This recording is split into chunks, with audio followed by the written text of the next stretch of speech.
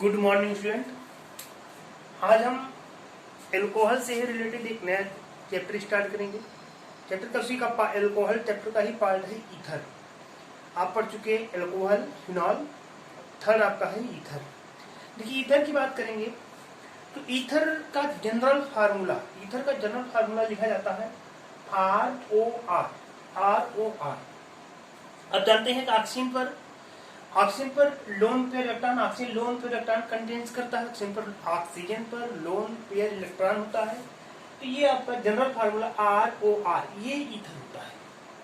जैसे आपको हम पहले बता चुके हैं, आप पढ़ते हैं वाटर मॉलिक्यूल, वाटर होता है H2O को आप लिखते हो HOH एल्कोहल, सॉरी आपका वाटर, ये हो गया वाटर। इस पर भी लोन पेयर होता है। दूसरा आ जाता है, एक H को हटा, यहाँ पर कोई एल्किल समूह लगा दिए, RO और H, ROH पूछे तो क्या है, आप कहोगे सर ये एल्कोहल है।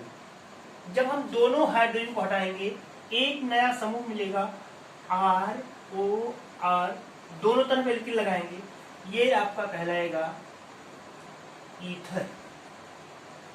क्या कहलाएगा? ईथर। हम यहां से ईथर को डिफाइन भी कर सकते हैं। आप बता सकते हैं कि एल्कोक्सी डेरिवेटिव ऑफ एल्केन, यानी कि एल्केन का एल्कोक्सी। देखिए एल्कोक्सी क्या होता है, आप जानते हो R होता है एल्किल ग्रुप, R होता है आपका एल्किल ग्रुप होता है। और जब इस R से ऑक्सीजन जुड़ता है बन जाता है OR, OR यानी कि ऑक्सीजन के साथ एल्किल, R होता है एल्किल ग्रुप, R के साथ एल्किल के साथ ऑक्सीजन आ गया, OR हो गया, तो ये हो जाता है आपका एल्कोक्सी। क्या जाता है? Alkoxy group. तो एल्कोक्सी ग्रुप को हम, यानी कि किसी एल्केन का एल्कोक्सी डेरिवेटिव भी हमारा ईथर होता है। किसी एल्केन का एल्कोक्सी डेरिवेटिव ईथर होता है। क्या इसे आप ऐसे भी कह सकते हैं कि वाटर का, ये वाटर है, वाटर का एल्किल डेरिवेटिव, वाटर में क्या आ गया, यहाँ पे आ गया वाटर के हाइड्रोजन के स्थान पे क्या आ गया, एल्किल आ गया। तो एल्किल डेरिवेटिव भी क्या होता है, ईथर होता है। यानी कि alkyl derivative of water is called ether. जल का एल्किल डेरिवेटिव भी हमारा ईथर होता है। ईथर को सबसे पहले बनाने का काम जो किए थे वो साइंटिस्ट एक है रेमंड लली, का नाम है रेमंड लली। इन्होंने ईथर की खोज नहीं, इन्होंने इसको बनाया सबसे पहले केमिकल मेथड के द्वारा। अब हम बात करते हैं इसके वर्गीकरण की, कि ईथर का वर्गीकरण हम कैसे करेंगे, ईथर को कितने भागों में बांटा गया। तो देखिए वैसे तो ईथर का कोई विशेष वर्गीकरण नहीं है, लेकिन फिर भी अपनी सुविधा के लिए हम इन्हें दो भाग में बांटते हैं। टाइप्स ऑफ ईथर में दो भाग हैं। पहला आपका है सिंपल ईथर, दूसरा है मिक्स्ड ईथर। सिंपल सरल ईथर, मिक्स्ड ईथर, मिश्रित ईथर, इसको कहते हैं मिक्स्ड। बहुत ही सिंपल सा है। सिमेट्रिकल आप समझते हैं, सममित ईथर, अनसिमेट्रिकल, असममित ईथर। सिमेट्रिकल या अनसिमेट्रिकल, सिंपल और मिक्स। देखिए सिंपल और मिक्स यहाँ पर हुआ क्या, आप देख रहे हैं कि होता क्या है कि ईथर में ऑक्सीजन की दोनों तरफ एल्किल समूह लगा होता है, दोनों तरफ। तो इस एल्किल समूह को जब दोनों एल्किल समूह क्या हो, समान हो, यानी कि आप ऐसे बताएंगे when the alkyl group of ether is same, then ether is called simple ether। जैसे इसको हम प्रेजेंट करेंगे ROR से। आप एग्जांपल देखिए तो आपको समझ आ जाएगा। इसे एग्जांपल हो गया CH3O, या हम दूसरा एग्जांपल दे रहे हैं C2H5O, दोनों तरफ सेम समूह, यानी कि दोनों तरफ जुड़े हुए जो एल्किल समूह समान होंगे, जब समान होंगे तो उसे हम नाम देंगे सिंपल ईथर, सरल ईथर। आप फिर सुन लीजिए, आप बताएंगे when the both half alkyl group bonded with oxygen are same. जब समान होंगे दोनों एल्किल ग्रुप तो कहेंगे सिंपल ईथर। मिक्स्ड ईथर में क्या होगा कि जब दोनों एल्किल ग्रुप डिफरेंट होंगे, यानी कि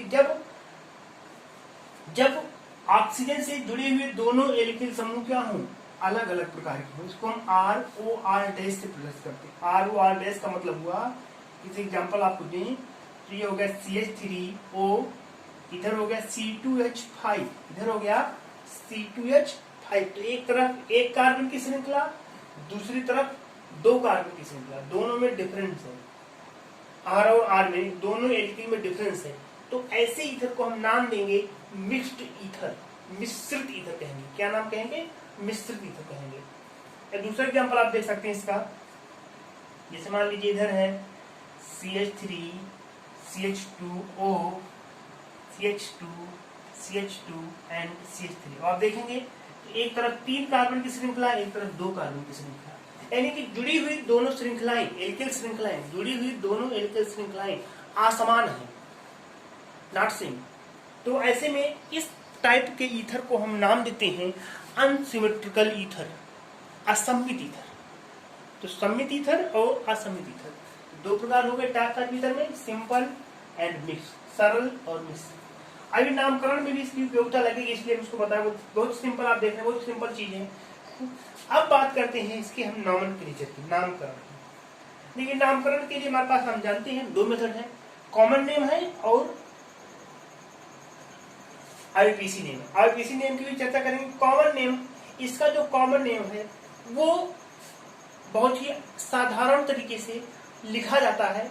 किसके रूप में इसको लिखते हैं, कैसे, ध्यान से सुन लीजिए कि जुड़े हुए एल्किल लिखे जाएंगे, जुड़े हुए एल्किल समूह लिखे जाएंगे और उसके साथ बाद में ईथर लिखा जाएगा। जुड़े हुए एल्किल समूह लिखे जाएंगे और ईथर लिखा जाएगा। जैसे अगर इसका नाम लिखें तो आप देख रहे हैं इसमें 1 और 2 दोनों तरफ मेथिल जुड़ा हुआ है।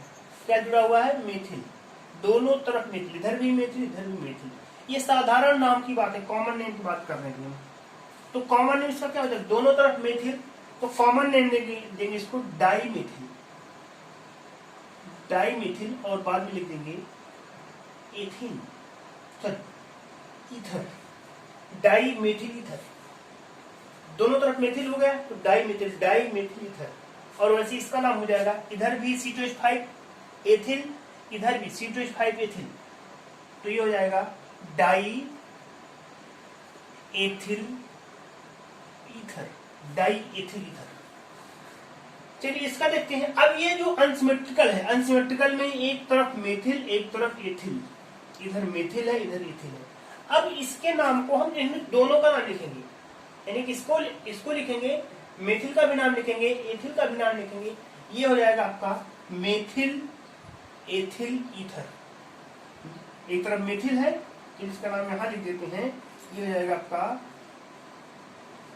Methyl ethyl ether, methyl ethyl ether. यहां इसको देखते हैं, एक तरफ ये आपका, एक तरफ क्या है, ये एथिल है और दूसरी तरफ 1 2 3 प्रोपिल है।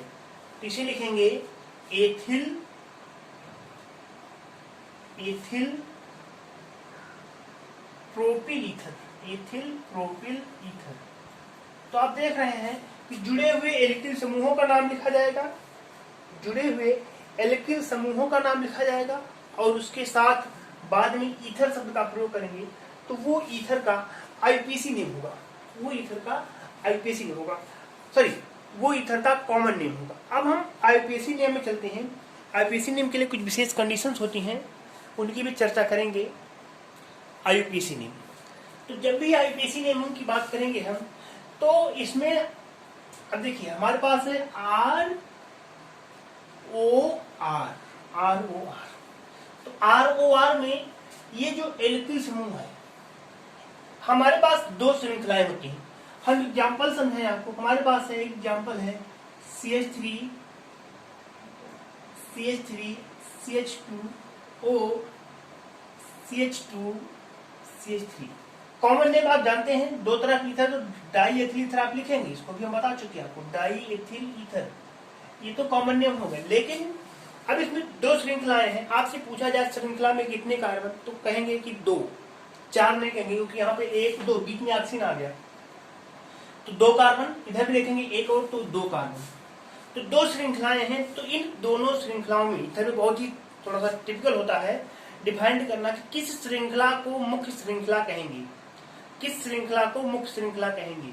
तो ध्यान से सुन लीजिएगा, जिस श्रृंखला में सबसे ज्यादा कार्बन होगी वो होगी प्रिंसिपल चेन। अब आप कहेंगे इसमें दोनों तरफ बराबर है, तो दोनों तरफ अगर बराबर है तो किसी एक श्रृंखला को, जो बड़ी श्रृंखला होगी उसे मुख्य श्रृंखला मानेंगे और जो छोटी श्रृंखला होगी उसे उप श्रृंखला मानेंगे। और इसका नाम हम आईपीसी नेम से लिखा जाता है, इसका एक फॉर्मेट है एल्कोक्सी एल्केन, एल्कोक्सी एल्केन के रूप में इसका नाम लिखा जाता है। अब एल्कोक्सी एल्केन क्या होता है जानिए, 2 श्रृंखलाएं हैं, तो एक छोटी श्रृंखला एल्कोक्सी, छोटी श्रृंखला एल्कोक्सी होगी और बड़ी श्रृंखला एल्केन, यानी कि जो जिसमें ज्यादा कार्बन होंगे उसे एल्केन कहेंगे और जिसमें कम कार्बन होगा उसे हम एल्कोक्सी कहेंगे। अब आप देखिए सबसे पहले यह है, सिंपल है, इधर भी 1 और 2 कार्बन, इधर भी 1 और 2 कार्बन, आप चाहे जैसे करिए, तो 2 ही कार्बन है। तो हम करते क्या है, अपनी सुविधा के लिए एक तरीका निकाला है कि हम इसको 2 भागों में बांट देते हैं, 2 भागों में। आप सबसे पहले इस एग्जाम्पल को समझिए, CH3O CH2 और CH3, इसमें 2 श्रृंखलाएं हैं, इसमें 2 श्रृंखला हो गई, एक तरफ 2 कार्बन, एक तरफ 1 कार्बन, इधर 2 कार्बन है और इधर 1 कार्बन है।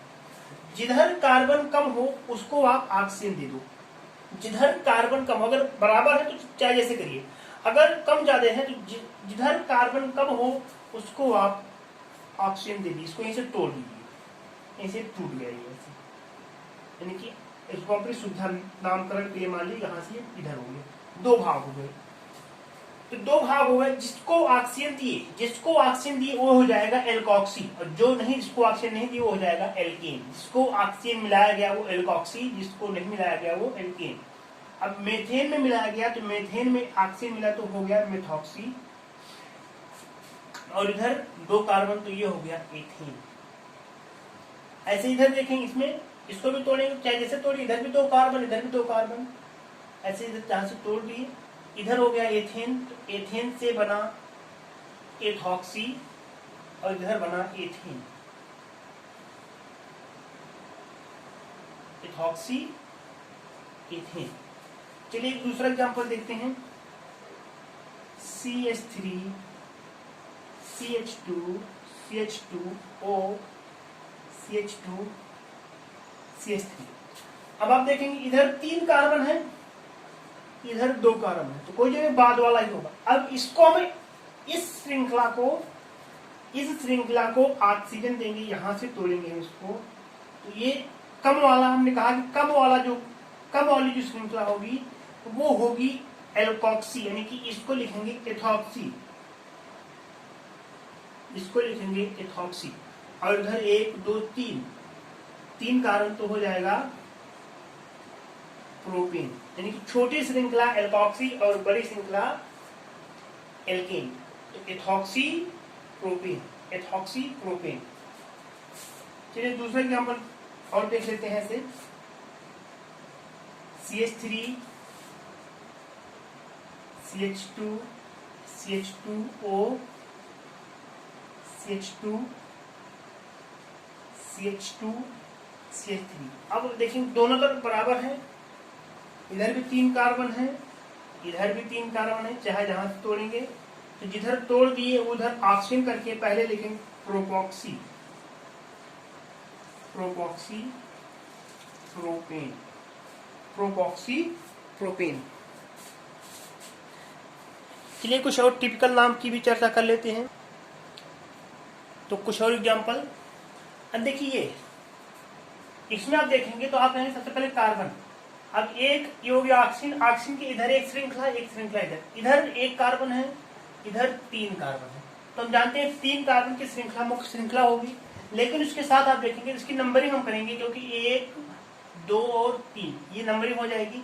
तो अब आप देखेंगे ये जो समूह है, ये समूह क्या होगा आपका मेथिल के साथ ऑक्सीजन मेथॉक्सी, मेथिल के साथ ऑक्सीजन मेथॉक्सी होता है, तो मेथॉक्सी लिखेंगे।